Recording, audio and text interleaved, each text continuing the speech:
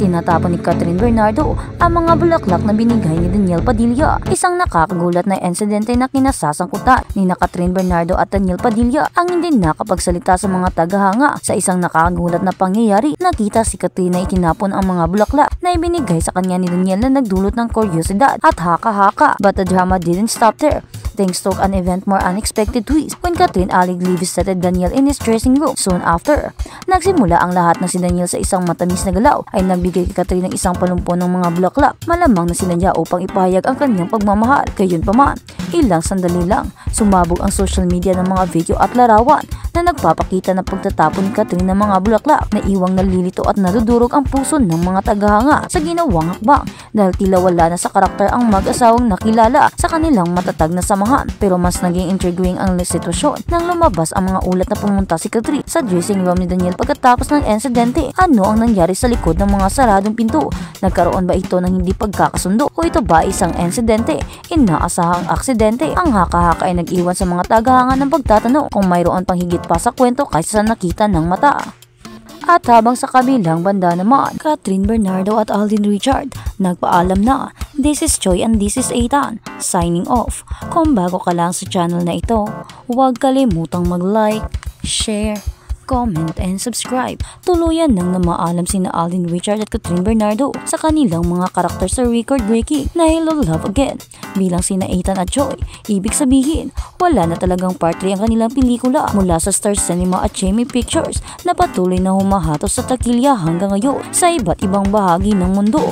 Finally, nag-sign off na nga sina Joy at Ethan mula sa itinuturing na ngayong top-grossing Filipino movie of all time mula sa direksyon ni Cathy Garcia Sampana. Feeling thankful and grateful sina Catherine at Alden sa mega success na tinatamasa hanggang ngayon ng kanilang pelikula. To everyone who joined us in this journey, know na hindi namin makakalimutan ang experience na ito as much as you guys are.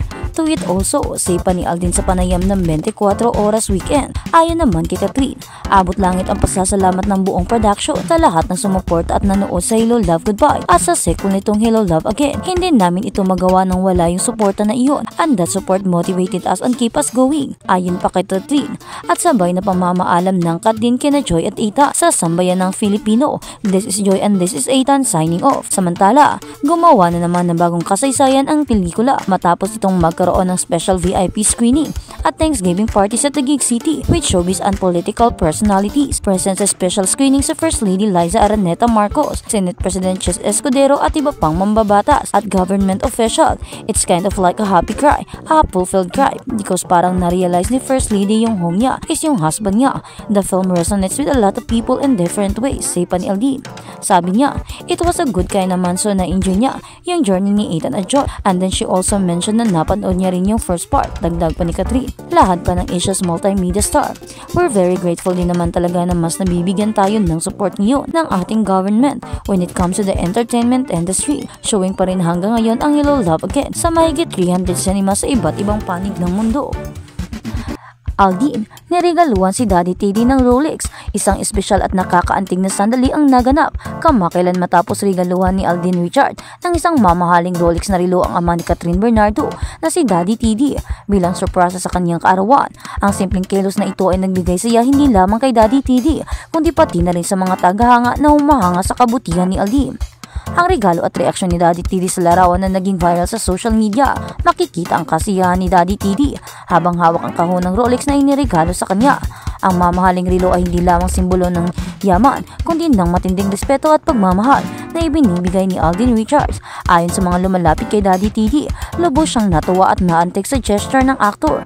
Hindi ko inaasahan ito, sabi umano ni Daddy Teddy sa mga kaibigan. Dagdag pa niya, napakabait at mapagbigay ni Alden. Hindi lamang siya mahusay sa trabaho, isa rin siyang mabuting tao. Ang relasyon ni Alden at pamilya ni Catherine Bernardo, kilala si Alden Richard na malapit sa pamilya ni Catherine Bernardo sa kabila ng kanilang matagumpay na karera sa industriya ng showbiz. Nananatiling matatag ang kanilang friendship na puno ng respeto at suporta. Ang regalo ni Alden para kay Daddy Teddy ay patunay ng kanyang pagpapahalaga sa pamilya ng aktres. Hindi ito ang unang pagkakataon na pinakita ng aktor ang kanyang kabaitan sa mga taong malalapit sa kanya.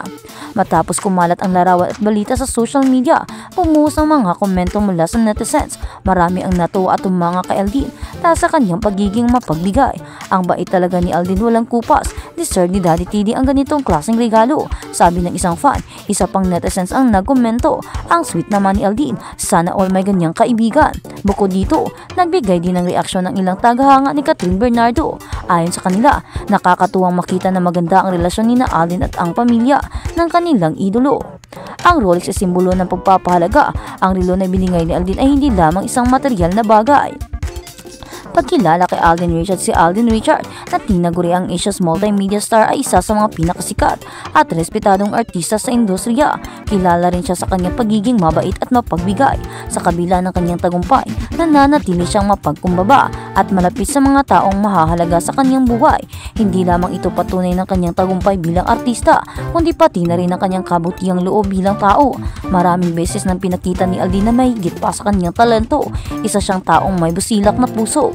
Ang sorpresa ni Alden Richards kay Daddy TD ay nagsisilbing inspirasyon sa marami sa pamamagitan ng simpleng regalo na puno ng pagpapahalaga at pagmamahal. Muling ipinakita ni Aldin na ang mga maliliit na kilos ng kabutihan ay may malaking epekto sa puso ng mga tao. Sa espesyal na araw na ito, happiest birthday kay Daddy TD, isa itong kaarawan na tiyak na hindi malilimutan. At habang sa kabilang banda naman, Marco Gallio at Heaven Peralillo komportable with PDE. Hindi na nagpaawat ang magkarelasyong Heaven Peralillo at Marco Gallio dahil todo PDA o public display of affection sila sa pampublikong lugar o sa kanilang social media accounts. Sa isang Instagram nitong nakaraang December 13, 2024, nagpost si Heaven ng ilang larawan nila ni Marco kung saan kitang-kita ang pagiging sweet nila sa isa't isa sa anumang lugar. Sabi ni Heaven sa caption, si Marco ang tanging pampakalma niya sa maraming uno sa buhay. Buong post niya, amidst all the chaos, you're my calm. Thank you for not only being by my side but also capturing every moment so beautifully through your lens. Your support both behind the camera and in life means everything to me. Komento ni Marco, you're the best plot twist I could ever ask for. Nauna na rin nagpost si Marco ng sweet message para sa girlfriend matapos ang kanilang pag-amin sa kanilang relasyon.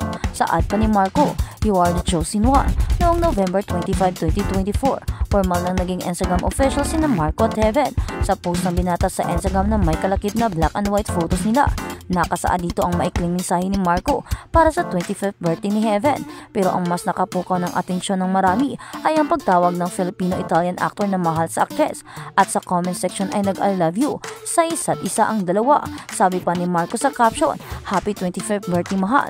Can't be more proud of you. Komento ni Heaven, I love you. Wish you were here. Sagot naman ni Marco sa kanya, I love you too. Labis naman itong ikinatuwa ng fans ng dalawa. Base sa post na ito ni Marco at mensahe nila ni Heaven sa isa't isa, tila kinukumpirma na nila ang matagal ng usap-usapan tungkol sa tunay na estado ng kanilang relasyon.